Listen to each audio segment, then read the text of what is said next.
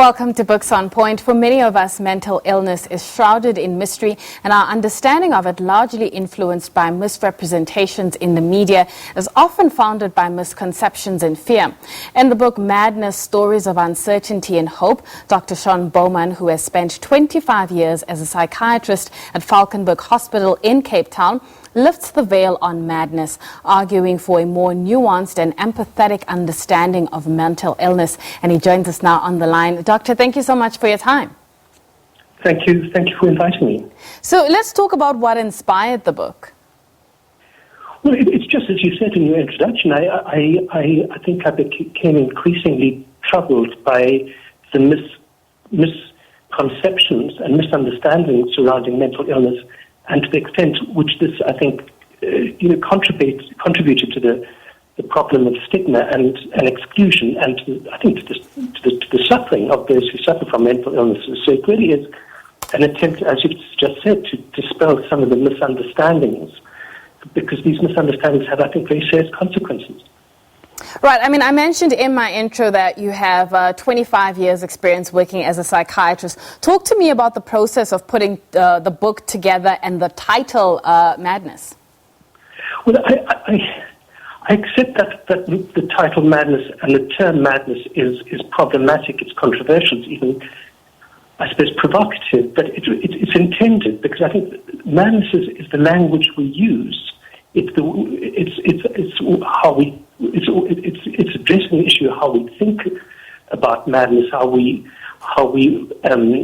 talk about madness, and also how we portray madness, particularly in the arts. So the book is an attempt really to deal with these concerns sort of head on, because I think this is not an academic book at all. It's a book trying to address these issues and how these misrepresentations are enormously problematic and add to the distress of those suffering from mental illnesses. So I thought that was really, I suppose, the principal motivation for embarking on this project.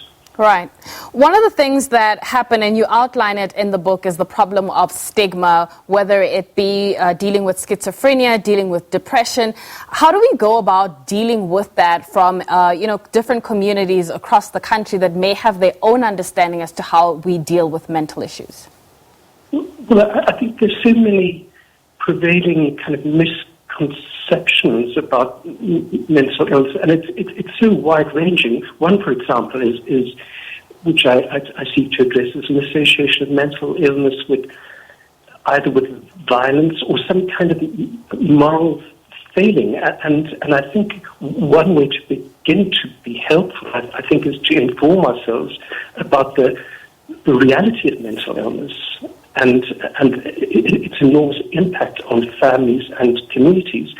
So this book really is an attempt to raise awareness, to enable us to inform ourselves that we can be more helpful in managing these extremely complex problems.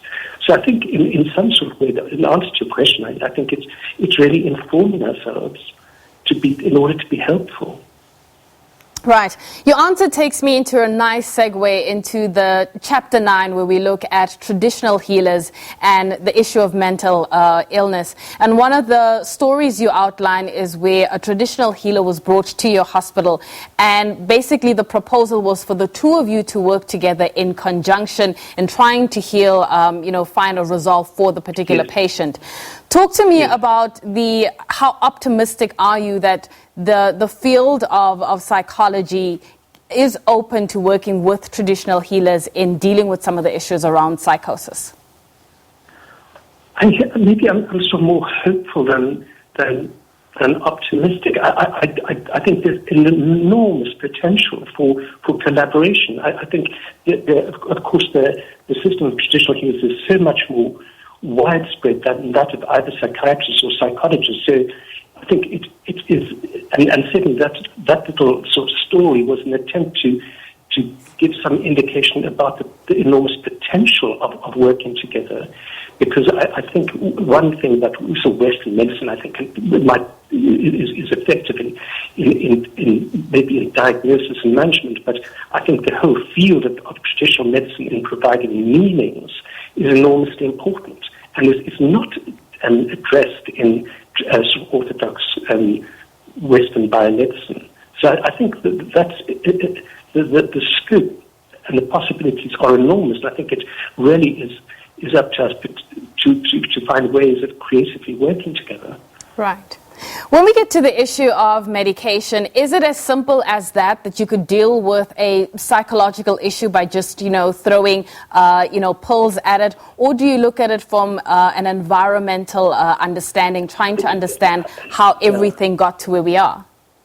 I think it's absolutely important that we do not restrict ourselves simply to pharmacotherapy. I think the phenomena of mental illness is not just to do with the biological aspects of it. I think it addresses a whole host of psychological and social and cultural issues, and I think we are incredibly limited in our interventions if we don't address those issues in a holistic way as possible. We need to in order to be helpful. Right. I think it's very restricted to confine ourselves to a very, I suppose, what might be described as a biomedical perspective. Doctor, over the years, what has been some of your challenges working as a psychiatrist? I mean, you outline it very early on in the book where you talk about, sometimes you have patients that need to be discharged and you have patients that, need to be kept on for a little bit longer. But the issue is that there's a shortage of beds.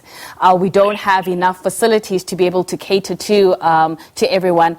What are some of the other challenges that you experienced? I think so associated with that problem, which I do try to describe, that we are continuously having to discharge patients in order to admit patients. There's enormous pressure on these limited beds.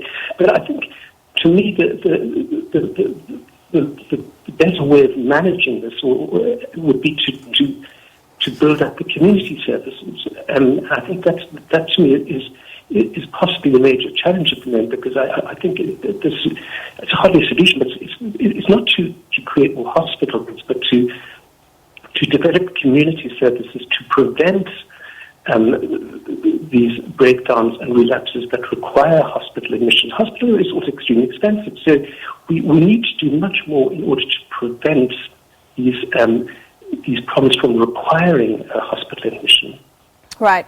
When it comes to the definition of mental illness, I mean, we saw it, the calls around it or the focus on it rise, particularly in the U.S. From a South African perspective, how should we be able to begin to understand mental health issues? Well, I think it's such a broad term. It really is very difficult to. The spectrum, is from anxiety and depression to most of what I described through the so-called psychotic group of disorders. So it really is a state of distress that leads to impairment of functions and disability. So it's almost a term that is too broad, but we need to understand it, as you indicated, not just in biological terms, but in a much broader perspective and context. So it's a state of psychological distress leading to significant impairments and disability.